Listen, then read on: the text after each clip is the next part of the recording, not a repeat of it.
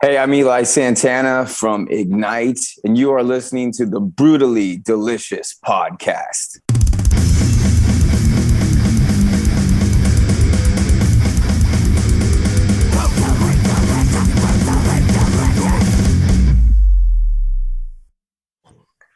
But yeah, it's kind of funny.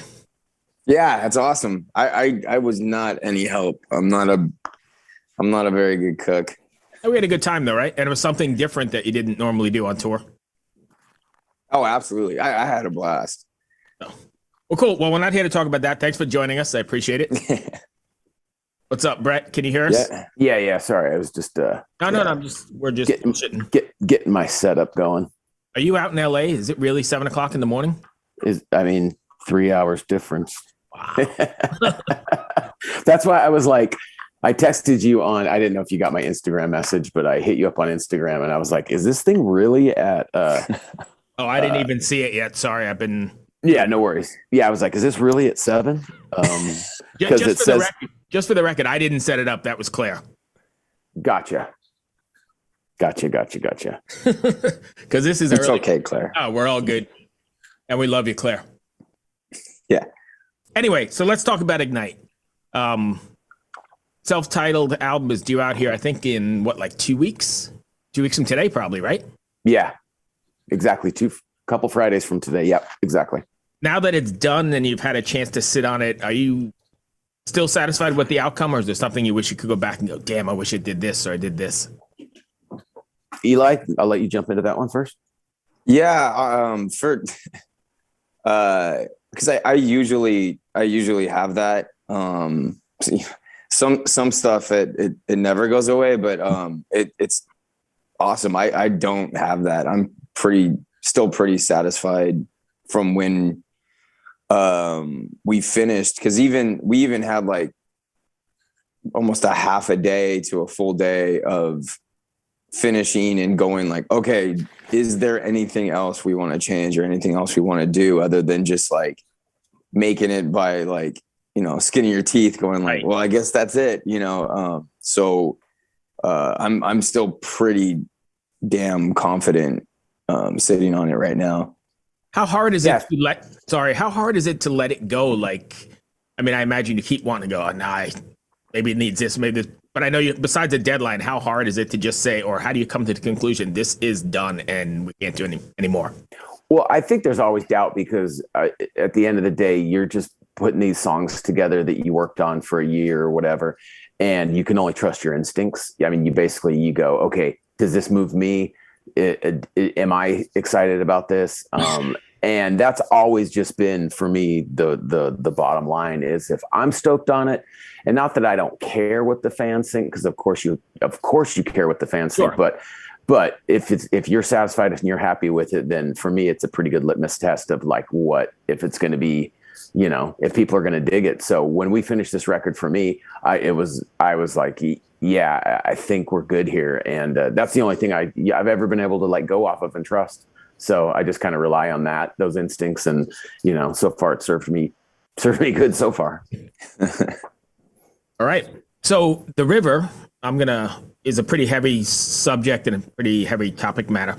Is there something you want your fans to walk away from after listening to not only the record, but the single, The River? I mean, Ignite's always been a band that has had a political, environmental, social message mixed in with like personal stories or personal messages. And I think you're going to get that no matter who's writing the songs for Ignite. And that's always going to be kind of how our messages work. Definitely The River's a pretty dark song musically. And then it got mashed with some pretty heavy lyrics. So, we're always wanting to shed light on issues that we think light needs to be shed on them. And this is definitely one that I know for everybody in the band that it's something that's very important, because we see some stuff that's going on that's wrong. Sorry. Wrong. That's all right. Wrong in the world. So and that's always been kind of the MO for Ignite, is to write stuff that we feel is going to move people and maybe make them open their eyes and see some things that are going on. I mean, we're not always going to have the solution in the song, but like, let's shed some light on some stuff in the world that's going wrong. And maybe we could get some people to help us make a change. And to get people thinking and doing whatever. I imagine you had with all the downtime, you had quite a bit of stuff to write about. So this album is probably super inspired, right? Yeah, we had a lot of time. We almost tracked up between 30 and 40 songs. And really? when I mean, and we don't just like, oh yeah, we had 2 riffs that we didn't use. It's like full songs with lyrics, vocals, backups, harmonies. I mean, we do the whole full demoing of songs. And we had a lot of time to work on music. And a lot of subject matter. I mean, the last 2 years were hard on everybody, right? Yeah, exactly.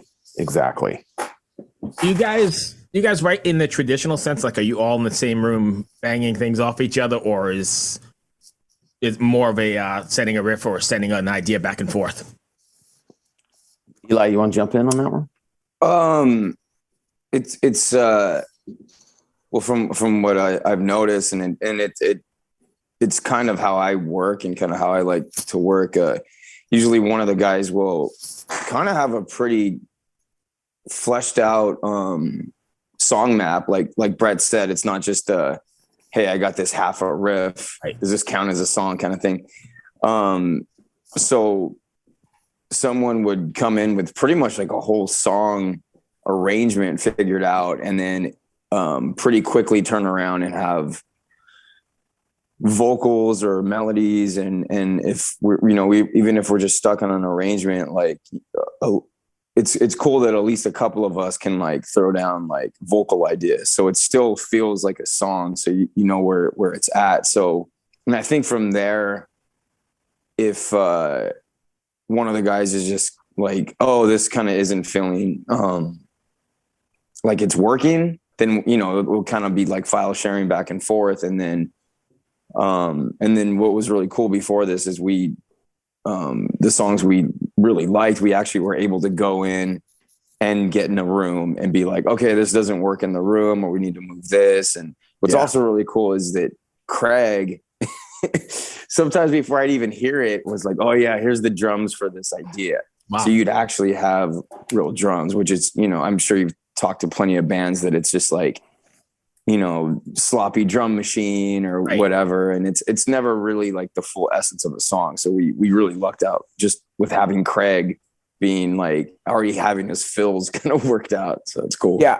I think Craig kind of got jealous because we're all on GarageBand or Logic or Pro Tools working on all this stuff. And, it's kind of easy to just plug in your bass or your guitar and start riffing and recording. And then he did a whole drum setup at home. So he would ask for what's the BPM, and he would like send back. He had a whole microphone set up and send back. So we were working with live real drums on all these demos, which that made it, I think, easier to hear the song rather than like, okay, with real drums, it's going to have a different feel. But it's like, we were working with demos with real drums right from the get go.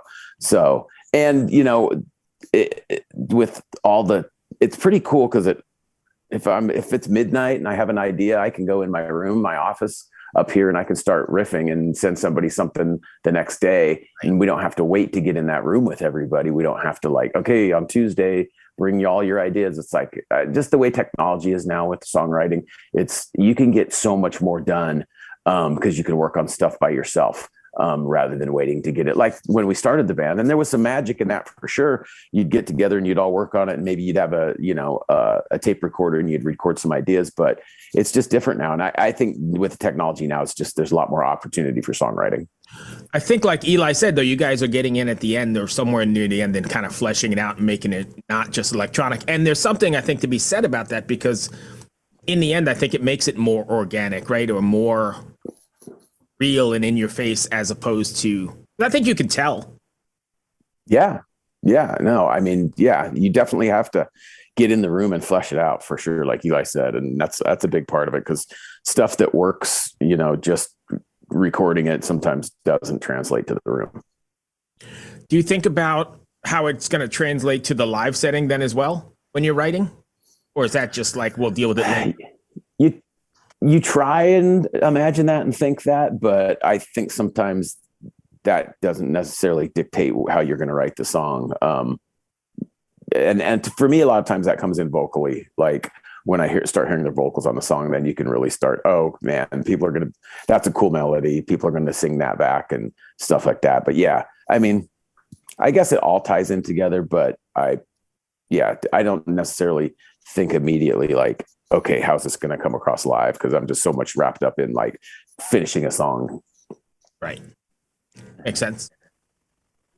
Did you have something, Eli? I'm sorry, I think I cut you off. Oh no, I was just chuckling at just the kind of what Brett was saying, where it's just usually the goal is like you want to get an idea down, and then it kind of like, wait, I could finish this tonight, and then you go to sleep like super super late, but you're like, yeah, but when the fellas wake up, they're gonna have this, right, sent over. So and just coming from the metal world, where it's just a lot of it is just like random riffs, and you play with certain guys like you were saying earlier, like, I got this song, like, that's a riff.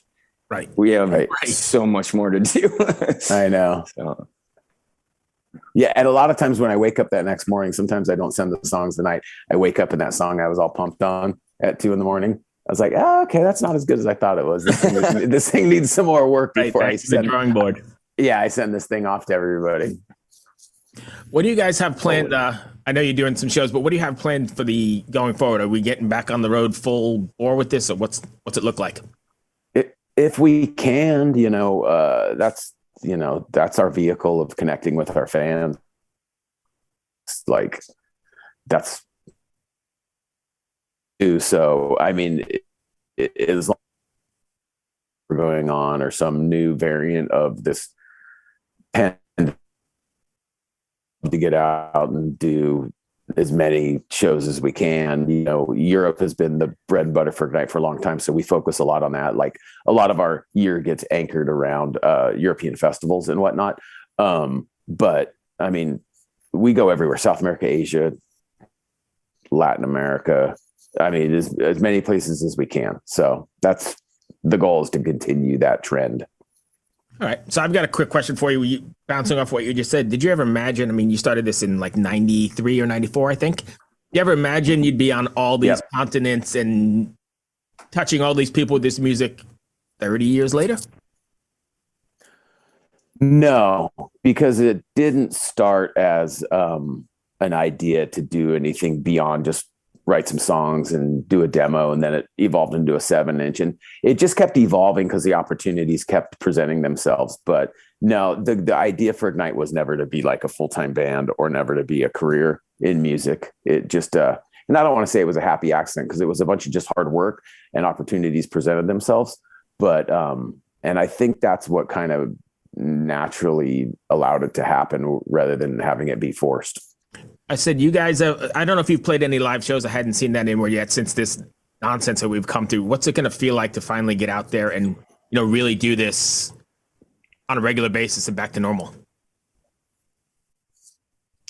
Oh man, that it's going to be, like, I hate echoing the whole new normal thing, but I'm excited, and I'm hoping that, like, Brett was saying, there's no new variant or something. And it's, just the normal things that's contagious that we can catch on the road that we're used to, and not anything new.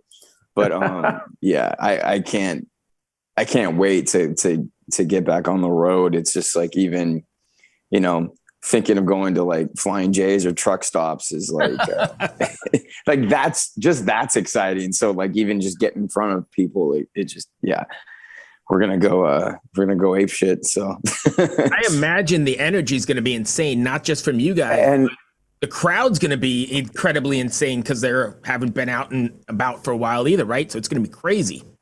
And it kind of seems like that from the shows we've played. It's pretty crazy, right? I mean, the energy's got to be nuts. Definitely. Yeah. Sorry, Brett. I hoping that. No, it's fine. It's fine.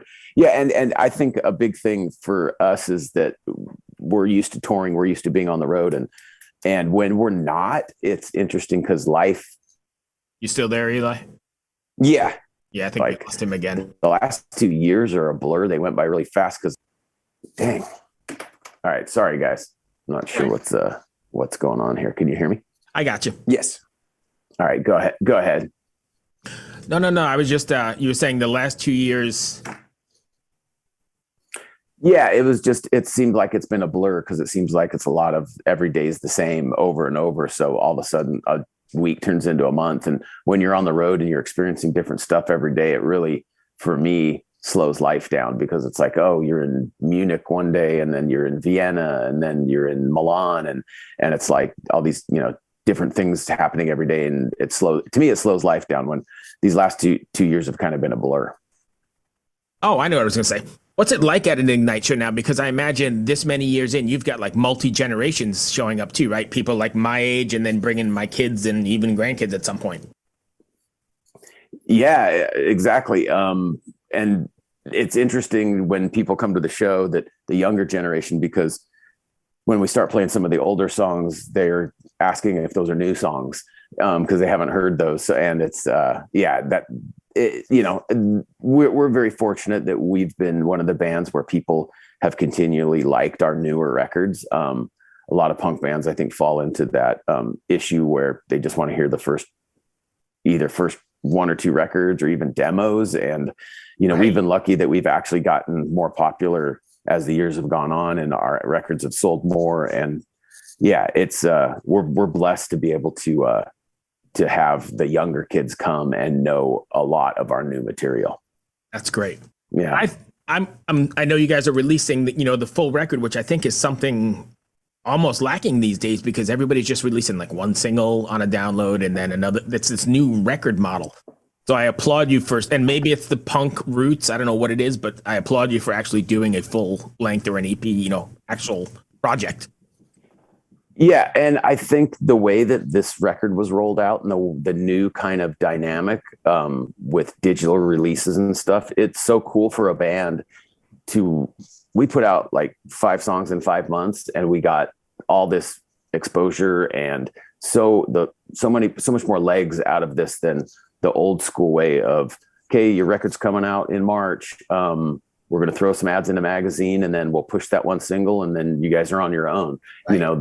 This way, it was so cool because it was the first time we've ever been able to get a proper rollout. And I watched our buddies in the Bronx do it right before us. And I was excited because I was like, I lived through that whole first half of the album coming out. And I was like, oh man, this is going to be so fun rolling all these songs out. And, we just released a skate deck with the last song and just tied in all these different things and tried to make each single and video release exciting in itself. And this is the first time for Ignite that we've ever got to do that on this scale. So I like how if all records are going to be rolled out like this from now on, I'm stoked because I think a band, all the hard work that they do, they get rewarded a lot more doing it this way and a lot more opportunity for people to hear their stuff. Yeah. And I think it makes sense in the long run because you keep the band on the forefront. You've got something new, legitimate and new, not just, re-releases of covers or something, but legitimate stuff to release every, whatever the model is, 4 to 6 weeks. Totally. Yeah. It was awesome. And it kept us engaged and kept us excited and actually kept us working really hard because all of a sudden we'd record a video and then it'd get edited and then it'd come out and then it'd be like, oh man, we got to go do a new video in like a week, 2 weeks.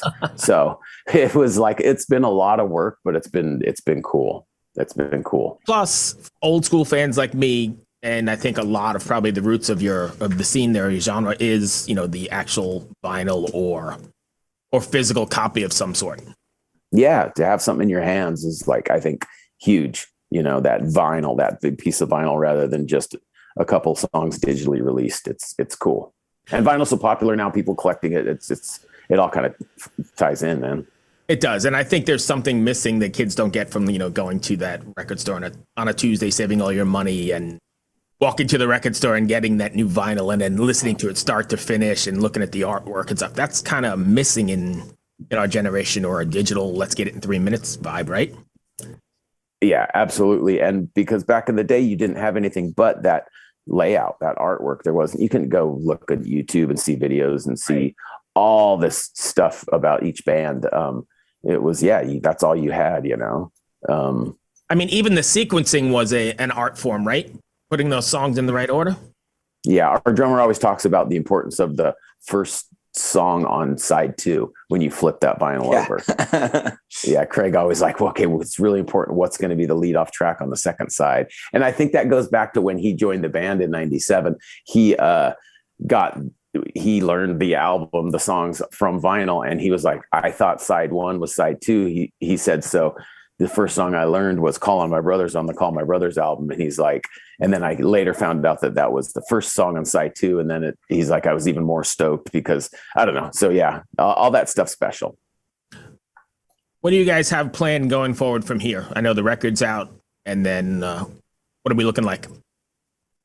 Eli, tell them about what we got coming up, man. I don't know if we can, talk about, like, I do want to, I know we all do want to have a couple more videos, because it's just been like Brett was saying, it's just been really exciting, like having that part of it. Cause it's like, yeah, I usually get like one video, one single, and then it's just like, good luck.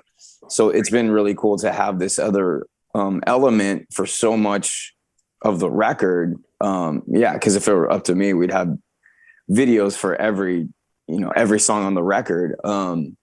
It's going to be a lot of touring, and we kind of are already excited to start writing even new songs and seeing how things go over live with the old songs. But it's actually been a lot of fun relearning the songs for live, doing the video, because it's like, complete safety net. You go through the song, right, for like hours and hours. And I mean, for me with like lyrics, it's just like, okay, like it has to match my mouth. Right. So I'm pretty much 100% focusing on the lyrics. So it's just like great way to learn these songs. So maybe that might be a new tip for people, like go pretend to play the song if you're going to learn the song. Right. So, and I think, like kind of what Eli said, a big change, I think, for me with Ignite now, with this lineup that we have, is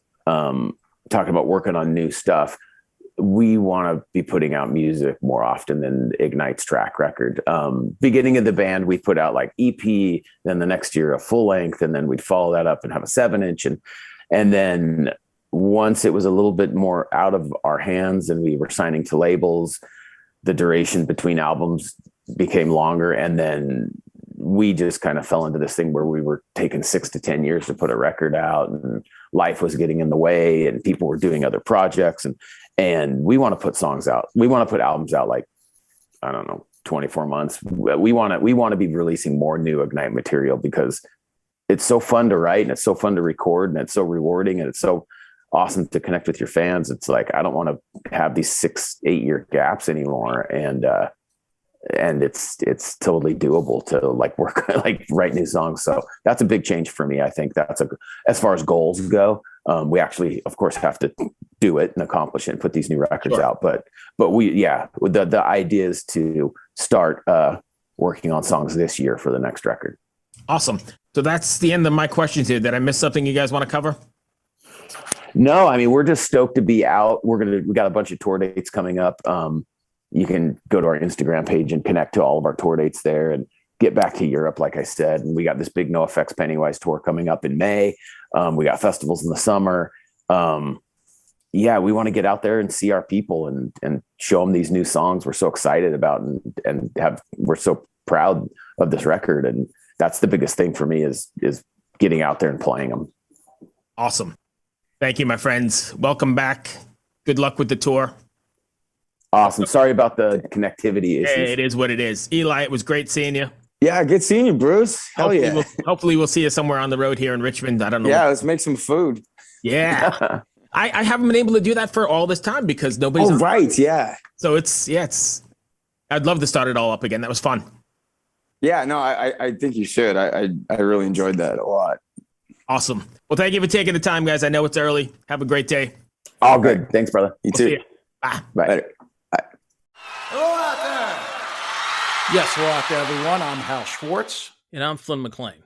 Together we host None But the Brave, a podcast dedicated to the music and career of Bruce Springsteen. Bruce and E Street Band are on tour right now for the first time in 6 years, and we're taking a detailed look at what's happening on stage in our bi-weekly episodes.